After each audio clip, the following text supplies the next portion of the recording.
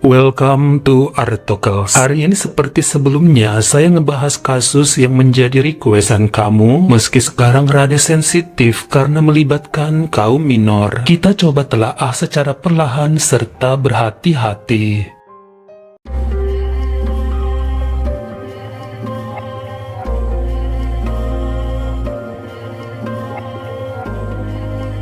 Saya ajak kamu kenalan dengan seorang perempuan bernama Yunita Sari Anggraini atau biasa dipanggil oleh orang sekitar sebagai Kak Nita. Menurut sebagian portal berita diinfokan bahwa perempuan ini lahir pada tahun 97. Sebagian lagi menyebut dia lahir tahun 2002. Tapi saya ambil yang paling banyak menyebutkan bahwa Kak Nita lahir tahun 97 yang pada masa mudanya setelah lulus SMA kemudian bekerja sebagai pemandu lagu di sebuah tempat hiburan malam yang berada di kota Jambi. Nah, menurut keterangan orang tua serta Pak RT di mana perempuan ini tinggal, dirinya menikah dengan seorang pria yang bernama Aprianto. Lalu setelahnya berhenti menjadi pemandu lagu karena kemudian hamil dan melahirkan seorang putri cantik yang lahir pada bulan April 2022. Sementara sang suami kerjaannya tidak menetap yang kadang ngikut bantu-bantu kerja bangunan dan seringnya tidak bekerja apa-apa. Makanya semenjak akhir tahun 2022, Kak Nita yang tadinya berwarung kecil-kecilan di rumahnya membuka usaha baru yakni rental PlayStation di ruang tamu di kediamannya yang berada di wilayah Rawasari, Kecamatan Alam Barajo, Provinsi Jambi. Disinilah setiap harinya beliau bertemu dengan bocah-bocah usia antara 8 sampai 15 tahun yang mulai akrab dengan mereka sebagai langganan tetap. Buat sekedar info juga bahwa di rumah yang mereka tempati, ternyata ada dua ponakan dari suaminya yang saya sebut sebagai Boy A dan Boy B berusia 14 serta 12 tahun. Mereka dititipkan di sana karena kedua orang tuanya berpisah dan sudah kawin lagi, lalu hidup dengan pasangan baru masing-masing. Menurut keterangan Aprianto bahwa kedua ponakannya ini bersifat kurang sopan karena suka masuk ke kamar pribadi sang paman seenaknya tanpa permisi. Udah sering juga ditegur oleh Kak Nita, tapi Boy A dan Boy B suka melawan dan makin melunjak. Sementara menurut keterangan dua remaja tersebut serta obrolan para tetangga, kehidupan pernikahan yang dijalani oleh Aprianto dan Kak Nita sangat berbatu, sering berantem masalah uang dan urusan ranjang. Sang istri katanya punya hasrat yang luar biasa menggebu dan suka ngamuk pada suaminya jika tidak dilayani. Bukan hanya itu, bahkan beberapa kali Kak Nita melukai tangannya sendiri dengan sajam dan mengancam akan melukai putri kecil mereka yang masih usia 10 bulan jika Aprianto tidak menuruti segala permintaannya yang aneh-aneh dalam berhubungan ranjang.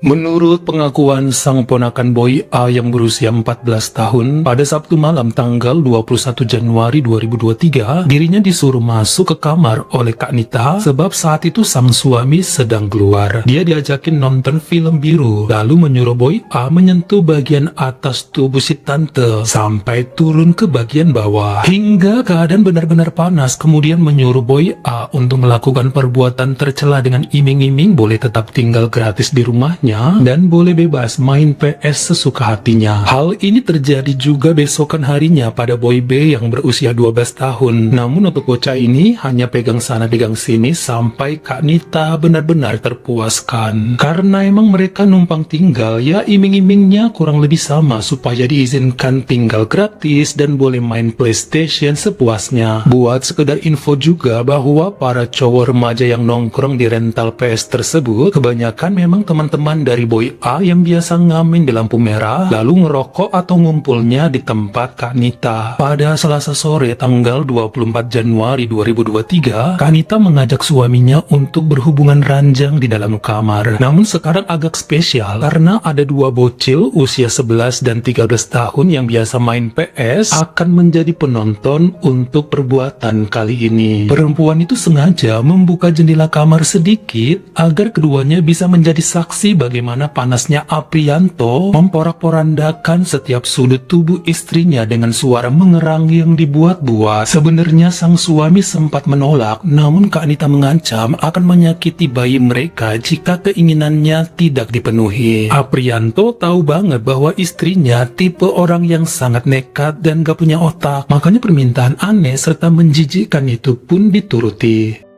Maaf ya, saya harus berhati-hati dan menggunakan bahasa sehalus mungkin karena sangat sensitif kasusnya. Kita lompat sekarang ke hari Kamis tanggal 26 Januari 2023 di mana Kak Anita kemudian mengajak seorang remaja lainnya berusia 16 tahun yang masih teman ponakannya dan juga pelanggan di rental PS-nya. Kita sebut sebagai Boy C. Nah, si Boy C ini ditahan sampai malam di kediaman perempuan itu hingga warungnya tutup dan suaminya sedang keluar. Kemudian menyuruh Boy C membantu sebuah ritual yang disebut pembesaran ukuran dada. Awalnya disuruh grepe-grepe dari atas ke bawah sampai kemudian menggunakan alat pompa ASI dilakukanlah proses aneh tersebut yang gak bisa saya jelaskan secara mendetail di sini. Besokan harinya Kak Anita mengajak suaminya berbuat tercela lagi dan ditontoni melalui pintu kamar yang terbuka oleh 3 orang bocil yang biasa main PS di rentalnya. Kali ini Aprianto sempat ngamuk sampai ngomong akan melaporkan pada pihak berwajib. Tapi istrinya nggak kalah keras dengan bilang, perang pun jadi kita ya kalau berani kau ngadu-ngadu ke polisi. Buktinya besokan hari Kak Anita memang nekat melukai tangannya sendiri dengan sajam sambil mengancam akan menyakiti putrinya yang berusia 10 bulan jika sang suami tidak menuruti keinginannya atau membongkar perbuatan menjijikannya pada siapapun. Sang suami Bang Aprianto ini kan taunya kenakalan sang istri ya cuma berbuat aneh-aneh yang ditonton sama para bocil. Dia ngakunya nggak tahu kalau mereka juga sering diajak berbuat tercela di luar akal sehat manusia. Di hari-hari tertentu ternyata Kak Anita juga berhasil merayu cewek-cewek usia minor yang biasa jajan serta nongkrong di warungnya untuk melakukan tindakan tidak terpuji. Bahkan ada satu gadis umur 16 yang kita sebut sebagai cewek A yang punya utang jajan belasan ribu berhasil diajak berbuat tercela dengan janji entar utangnya jadi lunas. Parahnya apa yang disuruh cukup bikin hati bergetar sebab Kak Anita menggunakan alat yang mirip anaconda pria lalu diikat ke pinggangnya dan menyuruh si cewek A tadi membungkuk kemudian diserang dari belakang seakan-akan Kak Anita yang jadi cowoknya. Semoga kalian ngerti ya apa yang saya gambarkan barusan. Parah banget sih emang. Padahal si cewek A ini pakaiannya serba tertutup loh menggunakan jilbab. Bahkan 2 hari kemudian ada gadis lain yang kita sebut cewek B usia 10 tahun yang disuruh buat ngobok-ngobok Kak Anita sampai puas dengan iming-iming boleh jajan sesuka hati. Pada awal bulan Februari 2023 ada lagi remaja pria yang berhasil diajakin berbuat tercela sampai perempuan itu puas tanpa sepengetahuan sang suami. Dan terkadang dengan bangganya dia duduk di antara para bocah yang sedang main PlayStation di tempatnya sambil berteriak untuk menggratiskan. Yang penting semua tutup mulut dan bisa menjadi para hambanya. Berasa jadi Ratu Cleopatra kali dia yawa. Sampai kemudian salah satu dari anak cowok yang menjadi korbannya pun cerita pada orang tuanya yang selanjutnya segera melaporkan pada pihak kepolisian. Disinilah tragedi menggemparkan mulai terkuak. Meski awalnya Kak Anita mengaku justru dirinya lah yang sudah digagahi oleh 8 remaja pria yang sering main dan rental PlayStation di tempatnya.